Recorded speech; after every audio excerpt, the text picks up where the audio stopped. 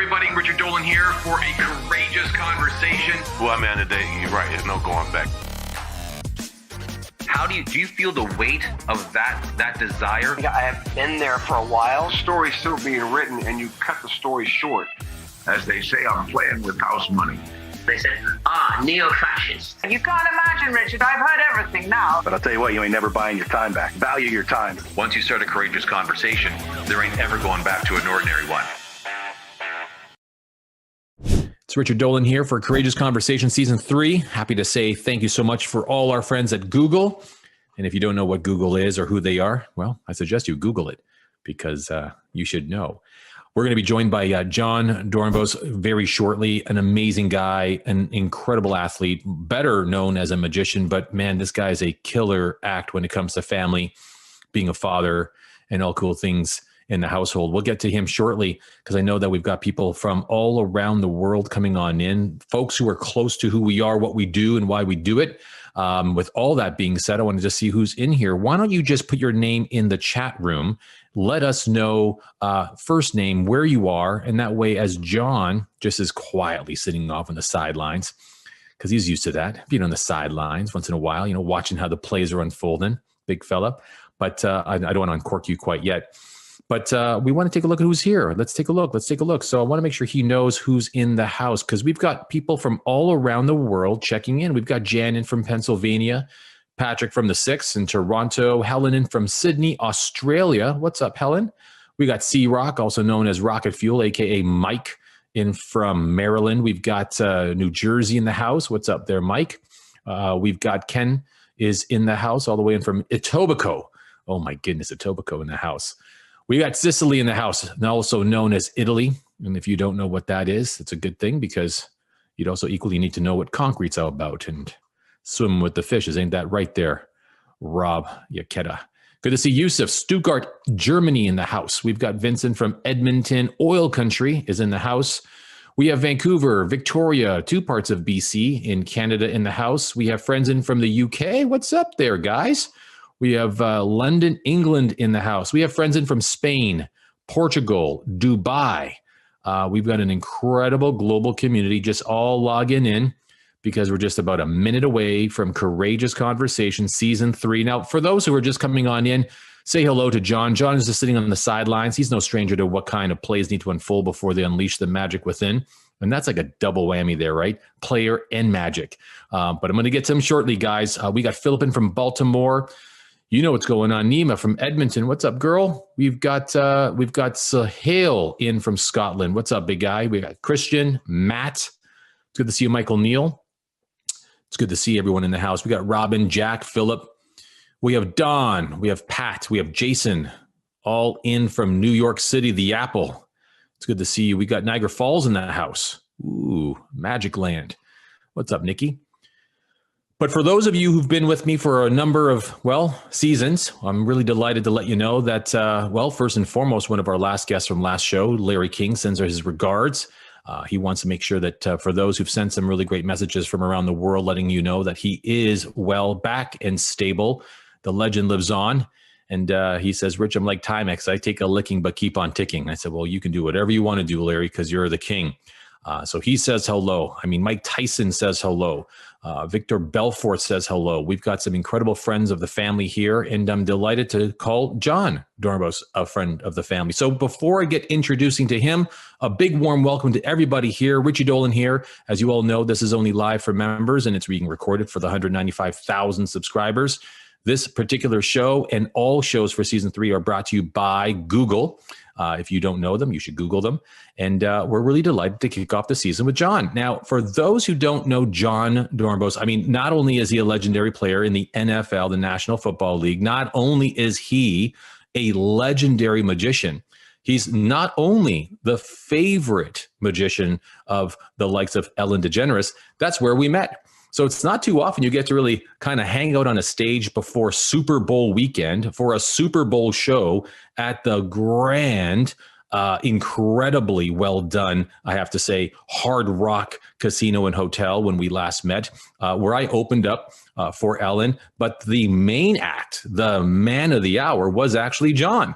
So I'm delighted to call him a sport legend. I'm happy to call him a football player, but I'm really delighted to call him an incredible human being. And John, just so you know, I've become a huge fan just given the fact that during these times of crisis and pandemic, man, look at the dad you are. Look at the Papa Bear that you've become. Welcome, John. I'm coming up there to unmute you so you can say hello and be with us all around the world. What's up, Big John? Yeah, baby. Hey, thanks for having me. Applause, guys. Come on. Rock star. Applause or no applause, you guys are here. We're going to rock this thing. And thanks for having me.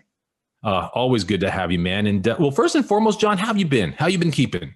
Hey, you know, when this thing hit, right? So I have a heart condition. We'll get into my story later, but I fall in that rare group of people that we don't really know what would happen, right? So I pretty much stay at home, don't really leave much. And to be honest with you, I'm a guy that's going to look at the positive of every situation, right? Doesn't matter what the situation is. You ready for this? I tell myself, it ain't happening to me. It's happening for me. Don't mean I agree with it. Don't mean I want it to happen, but it triggers the mind to see the positive, and that's where we're going to go. So you know what? I've spent every single day with my wife and my 19-month-old little girl. And I don't think I could have traded any career move, any amount of money. It don't matter to have this time right now. I'll remember it. She won't.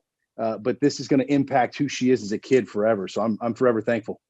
You know, I've often said this because from one dad to another, and for everyone else here, I mean, we're joined by John Dornbos. I mean, you got to hear this. This is Papa Bear. I mean, I've been watching your career as an advisor to a lot of different athletes, and you've truly grown into this role. And I got to tell you something, man. Your daughter's learning firsthand what kind of man to attract. So first and foremost, magic and powerful. So she will remember it, my friend. Here's something powerful, what you just said, right? The man that I am. When I first had a daughter, a close friend of mine said, John, in every aspect of your life, if you aren't the man that you want your daughter to date, if you're not the man, the boy, the kid that you want your daughter to bring home, then you better change it and you better become just that, because that's who she's going to bring home. So that was something that resonated with me. It's something that made me really proud to be a dad. And in every aspect of my life, you know, I try and change the little tiny things to become the man that I want my daughter to be with. Well, listen, man, before you became a dad, before you became even a magician, because we're going to get to that, let's take you right to the beginning, where football for you was really the beginnings of a professional career. Why don't you tell our friends from all around the world, just how did that all unfold for you? How did you enter the NFL, and what were the circumstances that led you to getting on the big grid? Well, so it started, I didn't play football till high school, right? I was a magician. I was a bigger kid. I was athletic, played baseball and basketball, but I didn't play football till high school. My buddy Kevin Johansson comes up to me and goes, John, you should play football. I was like, no way, dude. Football's for dorks. I like magic. And he's like, so then this is what he said to me. He goes, yeah, but you can hit that guy and not get in trouble. So I mean, that's actually, you know, when you put it that way, that actually sounds pretty cool. Yeah, I'm in. So that's how I got into football. I thought I was the greatest player ever. I thought I was the greatest high school player ever. Unfortunately, not one college, not one scout thought that of me. So no scholarships, no offers. So I went to Golden West Junior College. They were 0-30, which means they had lost every game in 3 years. And I figured if I can't play here, I'll just find another route. I wanted to play big time college football for one reason. Okay. I want to be a rock star, but I can't sing, can't dance, don't really play an instrument that well. So cross that off. I wanted to run out of a tunnel in front of 100,000 people. Just wanted to feel the energy. Honestly, that was my motivation. I love hitting people. I loved the game, but I wanted the crowd, right? So I played a year at Golden West Junior College. We lost 10, went 0-40. And then here I am making my highlight tape, right? I was academically eligible. I felt like I was good enough. A buddy of mine played at University of Texas El Paso, said, hey, we need a long snapper. So I was like, yeah, what the heck? I kind of did that in high school. We got Tim Thurman right here on my team. He's unbelievable. I'll just kind of put some of his highlights on my tape, and then I'll just say it's me. So I did that. Nick Heinley, you're a beast. I was 47. He was 48. Both kind of white guys. We looked the same on film. Back then, no HD, no multiple cameras, right? So I was like, I'll just take some of his highlights, put it on there too. So I sent him a highlight tape of 3 of us, and well, I said I was all 3 of them. And I got a full ride to be a long snapper at University of Texas, El Paso. So it was there that I honed my skill. Long story short, I played 3 years at UTEP, and then the Buffalo Bills picked me up in 2003, and that was kind of the start. Wow. You know, if you're just dialing in, John's just taught you the first lesson in life: production, quality, and skills matter, right? Splicing and editing matters. It's all in post-production, people.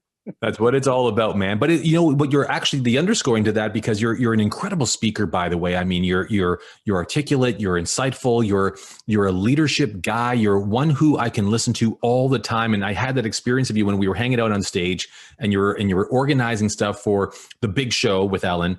And I was mesmerized by the fact of just how detailed you were around production, the precision, the care, and the attention you gave on every single element on that stage. Have you always been that way? You know what? That's something I'm really thankful for being in the NFL. And if there's anything that I'm really appreciative of, is I got to be around some of the greatest athletes and the greatest coaches, organizers, and leaders, arguably in sports and in the world. And so what it taught me is this: if you want to be successful, here's the thing, right? People think that it's the magic. It's the magic. It's this, it's that. If I do this different, success doesn't change. You want to know what it takes to be successful? Show up on time every single day, prepared and ready to work, and care about your name, care about who you are, and care about the things that you do, and hold yourself to a higher standard of accountability, higher than anybody else has for you. You do those things, you're going to be successful. The hard part is showing up every day and things don't happen, right? So what do? We kind of get down on ourselves. But it's persistence breaks down resistance, right? You keep going, you keep traveling, you keep going, you keep making yourself better, knowing that it's not luck, right? It's going to happen. The opportunity is going to meet everything. And then you're going to be putting yourself in a position to be successful when that opportunity comes. I think the saddest thing in the world is this, right? When you get an opportunity and it's your fault you didn't come through because you didn't prepare, because you weren't ready. That right there is a travesty. So just know it's going to come. So when you talk about being detailed oriented, it's because I care about my last name. It's because I care about trying to leave a legacy greater than what my dad did. And when people hear my name, I want them to think of positivity. I want them to think of happiness. I want them to think of him as a family man that tried to make the world better, and not what my dad did when I was a kid. Well, God bless your pops. I got to tell you something, when it comes to you, John, that you're talking about work ethic. You're talking about standards. You're talking about, holding yourself up to accounting to a certain standard of just really delivering, no matter what it is, whether you're a magician or a pro athlete, you're selling real estate or lending money, or you're just simply serving coffee or burgers. I mean, at the end of the day, no one dictates and defines the standard. It sounds like you said it. Now, have you always been that way? Someone who's always lived up to and through a particular standard, John? Yeah, you know what? So not to get too deep, but I'll go as deep as you guys want. For me, it started when I was 12. And what this is Friday, by the way, John, this is Friday. It's okay. This is rated R. We can go as deep as you want, brother. Yeah, hey, I'm in. When I was 12 years old, my father murdered my mother, and my sister and I went into temporary foster care. We went through the most intense therapy you could possibly imagine. And from that time on, and after I got out of that therapy, I realized that when somebody gives you an opportunity, you're not just representing yourself, but you're representing them as well. And so when somebody gives you a chance, when somebody gives you just this much hope, what they're doing is they're taking the time out of their day to try and make your day better. So the greatest way to say thank you to those people is to continue that and to not let them down. So whether it was a coach, whether it was a teacher, and in the NFL, my goal, when I was asked when I first signed in the NFL, hey, John, what's your goal? I said, you know what? My goal is to be the oldest guy on the team. And the reporters looked at me like, okay, we've never heard that one. Usually it's a Super Bowl or money or Pro Bowls. And I go, yeah, all that is great. But if I'm the oldest guy on the team, then that means I showed up every day on time, prepared and ready to work. That means I was attention to detail. That means I handled my business. And that means at the end of that run, the owner, the guy that put his name on me, the guy that wrote me my check is going to look at me and say, hey, whether you were the best athlete or not, there's nobody else I would have had around me than you. You made this place better. You brought culture. You brought energy. You brought positivity. And that right there is why we continue to move. So I would say that, yeah, I always had this desire to make the people that gave me an opportunity proud. Dude, it says a lot about your relationship to strength and perseverance when you're able to get vulnerable and remain on point. And for people who are writing down notes here, we're with the one and only John Dornbos. I mean, an NFL star, a man who's had not just 2 careers, but it almost would feel like 3 lifetimes worth of incredible success. Meeting you with Ellen back in Super Bowl a year ago. It's almost hard to believe it was a year ago. I would have never guessed that this past year would have unfolded the way it has. But before we get to the year that we've had becoming a dad and all the wonderful success that's come with you on the stage and off the stage as a magician, a professional, world sought after magician, was there another turning point in your career that you feel you can put a finger on and say that was the time when my life went yet another direction? Yeah, I mean, I obviously did America's Got Talent. I got 3rd place. I flew back, and I then went to training camp with the Eagles. I played a season, and in that season, this is kind of more of a time period, right? Not necessarily one event. I broke the record for the most consecutive games I ever played as an Eagle. So I played in 162 straight games, which was really cool. And then that following season, they traded me, which I was blown away because I was Mr. Eagle. I'd been there over a decade. I played in every game, And so in 2017, they traded me to the New Orleans Saints. And at that time, I was 37 years old. I signed a 3-year extension for more money than I'd ever seen. I went to a new city, new team, all black uniforms, New Orleans Saints, right? Flattering for kind of a 37-year-old aging, pudgy white guy. I'll take it. And within that, I played one game because they traded me the day before a game or 2 days before a game. The next day I had a physical. And so what happened is I took my physical, didn't think anything of it. Some test results came back. And sure enough, they discovered I had a 6-centimeter aneurysm in my ascending aorta and major valve issues. So I was basically rushed to emergency open heart surgery within 48 hours. If you don't know what that is, imagine there's a snake. And when a snake eats a deer, the deer goes into the snake, and it's like normal size. And then there's like this big like ball where the deer is, and then the snake goes back to normal. So an aneurysm is like that. And if you would, layman's term, the vein that leaves my heart, that started to blow up like a water balloon. It should be about the size of a dime or a nickel. Mine was the size of a soda can. If that pops, you could be on the table in the hospital. If that pops, you're out. 2 seconds, you're done. So that was a moment where I got the news that my career was over. I was going to make major life changes. I got super bitter. I got angry. I was in the locker room and I told myself, this ain't the way my career was supposed to end, right? I was traded to New Orleans. I was the answer to a problem they had. I was excited to be there. And that was another moment in my life that I just reassured myself that the words that we tell ourselves, the story that we tell ourselves, the narrative we tell ourselves, it makes all the difference in the world. And so not to drag on here, but a guy named Drew Brees walked by me and I saw his name Brees. Long story short, a reporter told me that in 2006, when I signed with the Eagles, I was in the tunnel walking out to a game and he said, "Yo, John, pretty cool. You're with the Eagles, huh?" I go, "Yeah, it's cool, man." He goes, No. Your mom's best friend sang Wind Beneath My Wings at her funeral and that you're an Eagle now. So just, if you're ever struggling, just open your arms and let the wind take you. And I hope you're an Eagle forever. And so in the moment I was in New Orleans, I remembered that I had the wind beneath my wings. And I remember that the story I tell myself is going to dictate whether this is happening to me or this is happening for me. And I remember this: don't listen to yourself, talk to yourself. Don't listen to the voice of pity and bitterness and self-doubt. Talk yourself where you want to go. Talk yourself what the moment and this meaning is. And so I told myself this. I saw Drew Brees and I sat down. I said, "Oh my gosh, Mom, I get it," because I talked to my mom a lot. I said, "Okay, you traded me to New Orleans to have my life saved by a Saint. And it's just a way of you telling me that sometimes we got to step out of the wind and catch a breeze." And Drew Brees was my breeze. And so sure enough, I had it was supposed to be 4 hours, ended up being about 11 and a half, 12-hour surgery. We spent over 30 days post-surgery in the hospital at UPenn. It saved my life. It ended my career, but I'm a proud member of the Zipper Club.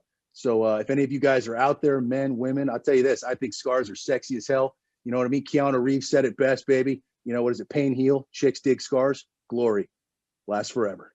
100%. Look at that. You're just, you're a poet and didn't even know it.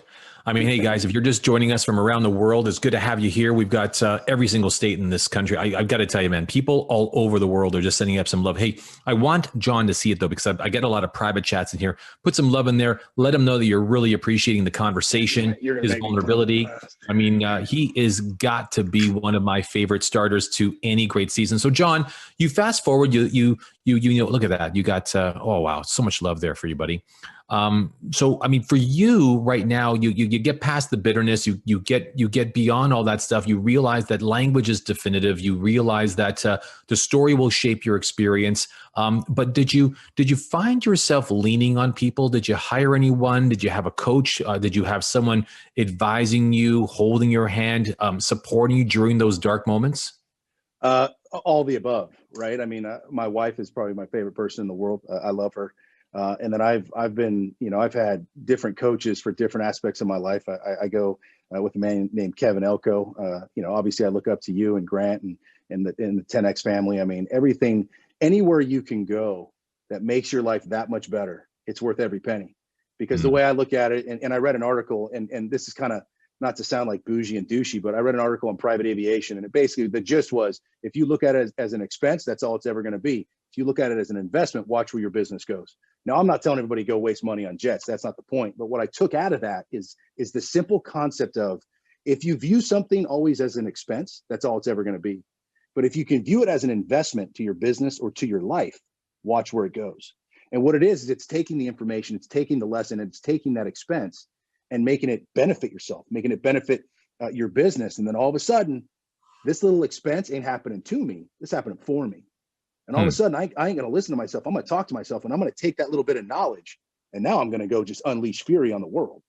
And so to answer your question, yeah, I think if you don't have people coaching you, if you don't listen to people, and you're constantly trying to reinvent the wheel, especially when it comes to emotional intelligence, especially when it comes to who are you as a person, if you don't have a grasp on that, then it's really hard to have a grasp on, I think, a lot of things. And so get help where you can. You know, dude, I'm floored. I'm floored by the conversation we're having. I'm floored by your exquisite insight around not just the human psyche, but the human spirit. And it's because you've been through so damn much. You've been through so damn much. So take me through now. Now you get married. You've got this life partner, and the time has come to become a dad. Tell us about the circumstances leading up to that decision and that phenomenon, brother. So basically what happens is for years, so my dad was, he turned himself in shortly after he murdered my mom in 92. He was sentenced back then he knew that if he got second degree, it's 13 years max. So he was sentenced to 13 years. He served 11.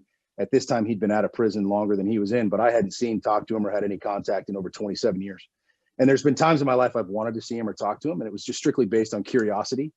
Again, not to get too deep, but we're going to go way back to when I was 13 years old. And our therapist wanted my sister and I to view the autopsy photos, and it wasn't pretty. And when the trial happened, the photos were angled in only a way that the jurors could see. So my therapist got upset. He went to court. He got a court order. And my sister and I became the youngest minors to have a court-ordered private viewing of an autopsy photo. We went into a room. The DA came in, put it on the desk. He said, "I don't know why you're doing this to these kids." And sure enough, he looked at my sister and I, and he goes, "I'm going to step out. If you want to look at this folder, look. But if you don't, it doesn't matter. It should be your choice. See, everybody thinks I want you to see these pictures. I don't. But it's your life, and it should be your decision, not theirs. But I'll tell you this, if you look in this folder, okay, and a day comes that you might want to see your dad, it'll be for reasons other than wanting to know what happened, because this right here is the truth. This right here is what happened." And so sure enough, I looked, and now all of a sudden, here we are, 28 years later. My wife gets pregnant. I put my hand on her belly. I kind of break down and I look at her and I say, "Hey, honey, there's 3 words I've never said out loud." And she kind of looked at me and goes, "What's that?" I go, "I've never said I forgive you out loud my entire life. I don't think I've ever said that out loud." And I go, I think it's time for me to see my dad." So sure enough, I get on the plane. I fly to where my dad is. I reach out. He hits me back. We set up lunch. And I kid you not, on the plane, I thought of my therapist. And I'll be darned if I wasn't on the plane to go see my dad for reasons other than wanting to know what happened. And I realized that I don't need validation. I don't have questions. I don't have any of this, right? I'm going for one reason, and that's for me. And that's to say, I forgive you. Now, a lot of people are going, "This is insane. This doesn't make any sense. There's no way I would forgive anybody for doing this," right? Well, now all of a sudden came the moment that we're gonna redefine what that word means. Because no offense, I don't give a shit what it means to everybody else. I know what it means to my heart, my soul, and I know what it's going to do for me, right? Because I'm not going to look at this as an expense. I'm going to look at this as an investment in my life. And so for me, forgiveness unleashes happiness. For me, forgiveness means I'm going to come to terms with my own reality, and I'm going to be okay with it. For me, get this, for me, forgiveness means this, that here's a man that hasn't been in my life for 27 years. And a lot of people might relate to this or know somebody that can, and that people get divorced, right? And all of a sudden they're 10 years out of the divorce, and the person that they divorced that they don't even know anymore, it's still in their head. It's still in their life, right? I remember Nelson Mandela got out of prison, and he did an interview, and he basically said, "In prison, I was a free man. We got all the inmates and we built this wall. And I said, if the guards don't have our souls, we're free men. I got out of prison. What happened? I got bitter at the time lost. And it wasn't until I was out of prison that I actually put myself mentally back in prison." So I think about all these things, and I think about the weight and the cloud and just this weight on my shoulders from what my dad did when I was a kid that I've been living with. And I realized it's time for me to let it go. It's time for me to come to terms with my reality. And what I learned about resilient people is very, very simple. Resilient people that I've admired in the past, you know what they do with emotion? They harness it. They feel it. They let it go deep in their soul, and it just festers in there. And instead of having vengeance, instead of having bitterness, and instead of using that emotion in a negative way, they rock on, and they take that and they turn it into something powerful, and they turn it into something good. And all of a sudden they realize that they don't want the world to feel like this. So how can I make the world a better place? So I went to see my dad. After 5.5 hours, I stood up and I said, "Hey, I forgive you for being lost, and I forgive you for making a mistake. And that's enough for me to live in peace." And I got up and I left. And I realized that I wanted to sit at that table. And the reason I wanted to see him is I wanted to relive that entire part of my life. I wanted to relive all the memories that could have been and should have been, the experiences that I should have had with my mom and my dad, what he did, the anger I had, the betrayal. The man that was supposed to teach me to be a man did the exact opposite. And all of a sudden I realized I'm doing this to feel every emotion that I never want my daughter to feel. I'm doing this because I want to look at the man that failed me to become everything he wasn't to me. I'm doing this because now I can look at my daughter and realize that everything I missed out on, the father-kid relationship, I can now live through a dad's eyes, and I can now see in my own daughter. So may every one of us make the decision to hate a little less, blame a little less. May we all forgive a little more. And when it comes to forgiving somebody, realize you ain't doing it for them. It ain't a score. It ain't about you win, I lose. It ain't none of that. It's about coming to terms with the situation. And it's about being okay with where you are, because you're going forward. And whether you have a relationship with that person or that event going forward is completely irrelevant. So for me, forgiveness wasn't about, hey, dad, let's go hang out. No, it was about me saying I'm out and I'm going to make this world a better place. And I'm going to be everything to my daughter that you never were. And the one thing I promise is my daughter will never, ever look at me the way I looked at him. And so real quick, and then I'll stop this rant. I wrote a book called Life is Magic. And I'm going to read this because this is probably my favorite line in the whole book. And it's the very beginning. I met my wife a year after a divorce, which for me was the best thing that ever happened to me. Doesn't matter. It says, for Annalise, who turned my heart right side up. And this is it right here. And for my little baby girl, Amaya, who will always be able to have lunch with her daddy. That statement right there means so much more than just having lunch. I never got to have lunch with my dad. And the one time I did, you know what I did? I forgave him to be a better man. And so that right there is a pledge to my daughter that I will forever be there for you in this life or the next. And I will forever try and guide you and be patient and be the dad I never had. Brother, I am next to almost speechless because I am moved by your courage. I am blown away by your commitment. By the way, if you all agree with me, just put it in the chat room so he can see it lighting up, and he'll put on his spectacles so he can take a look and make sure. Yeah, it's so bad. I'm like, you old fart. But man, especially in a time of crisis, this never-ending, raging on pandemic, people get lost. We feel alone. We feel disconnected, discombobulated, and delusional. And I mean, whether it's a political thing or the virus thing or whatever thing, it just sounds like you're at the center of your own gravity, John. And I just want to acknowledge you for that, and I want to just thank you so much for sharing that with us, man. Of course, yeah. Are we out of time already? Hell no, bro. I mean, okay, good. You get time to go. I promised you it wouldn't be your entire evening, but if you've got it, at least there's so many people on the planet right now. And as you know, this is a global call brought to you on, by the way, in part by Google. If you don't know them, you should Google them. We're here with John Dornbos. I mean, known as an NFL player. I love him as a friend. He's a magician and a world-class one. The most excited dad I've ever met, newly becoming one, but a courageous soul. So we're joining him right now. John, a lot of people are asking, would you be open to some questions? Like, would you take questions from people live and around the world? Fantastic. Dude, so I'll open up a production board so I can take a look. And by the way, if you do want to do that, just to help me help you, just put your hand up like Samantha Robertson from New York just did. That way I know who to get to, like you, Michael Neal. I'm coming up to you. But John, do you remain in touch with your dad, or is that the last time you've seen him? Yeah, no, going to see him wasn't about that. Going to see him was for me. And I realized that there's nothing I want from him. There's nothing I need from him. And so my life had moved on years prior. And look, I had a buddy tell me a long time ago, you make money, you spend money, you win money, you lose money. But I'll tell you what, you ain't never buying your time back, right? So value your time, treat your time like the greatest asset in the world. And I don't know if I really want to take time away from other parts of my life to go hang out with him. It is what it is. I'm here. I'm thankful. I went home. I'm thankful he didn't kill me. And the rest is history. No, I got you. We're grateful for you, brother. And so grateful for you. By the way, I've got some exciting news for you. And for all of you that are here, you're going to witness an incredible announcement. John doesn't even know what I'm going to tell him. He has no idea. But I'm going to hold it to the end before he goes. An exciting announcement that just might change his life. Go ahead, John.